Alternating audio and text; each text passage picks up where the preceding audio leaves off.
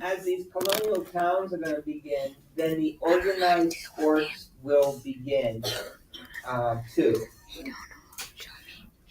Now, people traveled on snow by using a sleigh, and there were two different kinds of sleighs.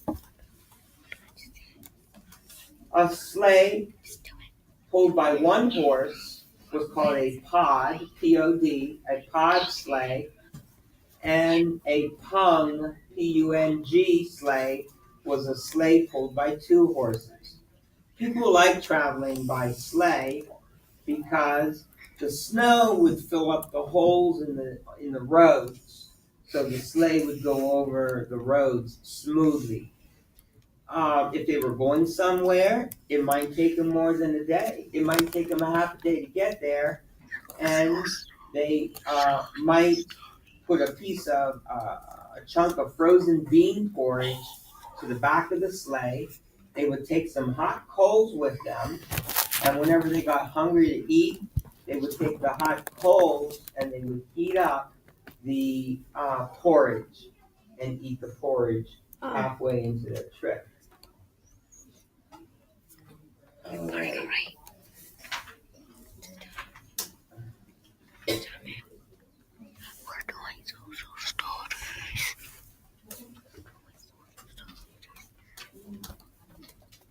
How did they wear their hair? Girls kept their hair covered at all times. Even when you're inside the house, your hair would not be showing. They wore hats. It was very popular.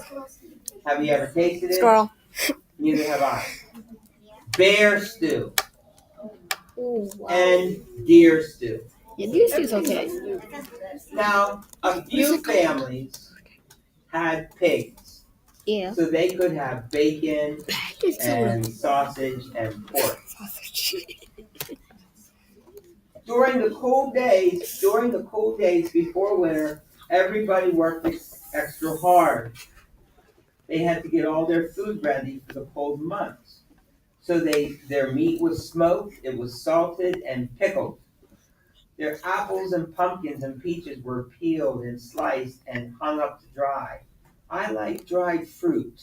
What? Does anybody in here like dried fruit? You can buy it in bags in the grocery store.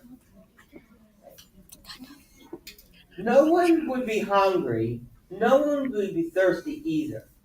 There were not many cows in early colonial days, so there was not much milk. And people thought that the water would make them sick. What did they drink? They drank cider made from apples and pears and peaches. And they drank beer. Oh yeah. Children drank beer too. Oh yeah. Even for breakfast. Oh, breakfast every day. Turn up. Yeah, let's get drunk. Turn up. Turn up. It was a long period of time until I ate breakfast.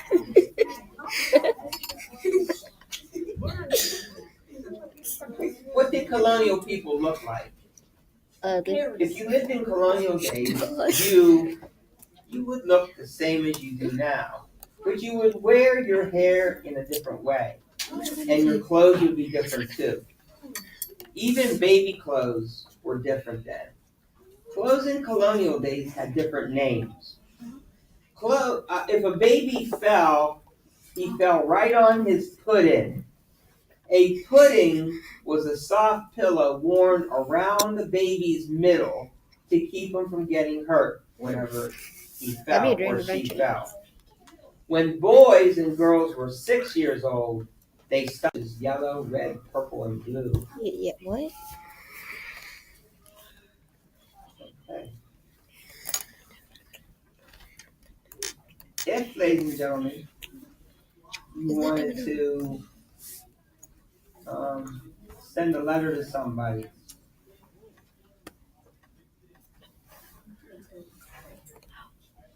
you would write your letter, and then you would fold your paper, and you would seal that with a drop of wax from your candle. And you would have to pay a man to deliver it because there wasn't a mail service in the earlier colonial pouch might have fallen in the river. And there goes your letter. How did people get the news? Some of you would do a good job at this job in town. Yeah, you would. Most towns had what was called a town crier. And his job was to walk through the streets and call out the news of the day. Isn't that something? You just called it out.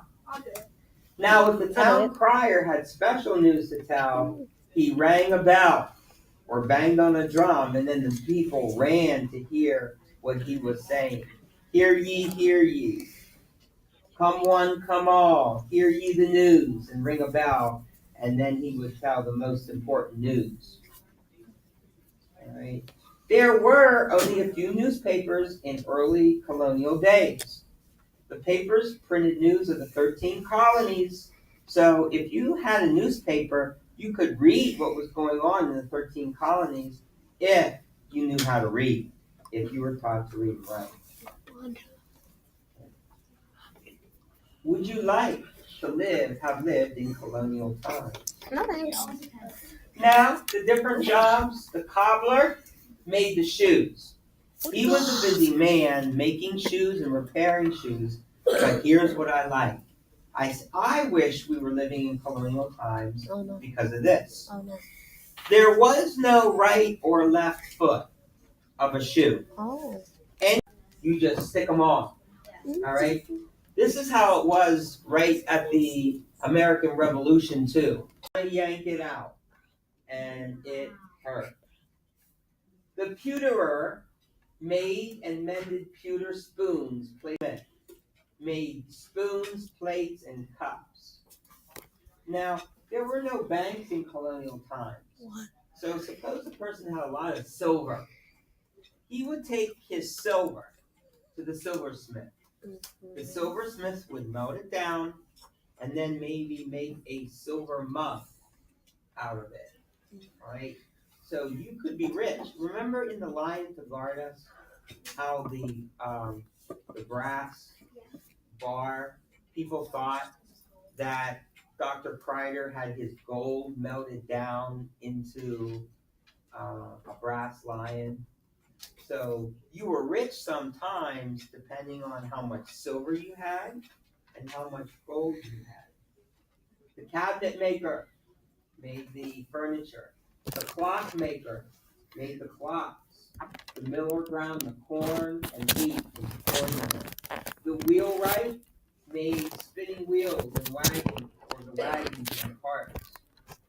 The cooper made barrels and buckets. He made barrels for rum and cider and beer and water. The barber cut your hair, and he made the wigs. And if there were no doctors, the barber was the doctor. And the barber would often let you bleed out as a way of trying to cure you. Candle holders and tin foot warmers. He spent most of his time, though, fixing broken tin. Pork. They didn't have tea. They didn't have sugar. They had to get those things from England. And then the things that we had here, we shipped over to England and made money. So that's what it was like to live during colonial times. Would you have liked to live back then? No. Isn't it something when our electricity goes out and it's out for like a couple hours, we just don't know what to do? Besides go buy a generator. There's no agent being. Okay. Tomorrow we're going to finish up lesson 3. Talk a little bit more. We'll talk about the religion and their book. No, Turn.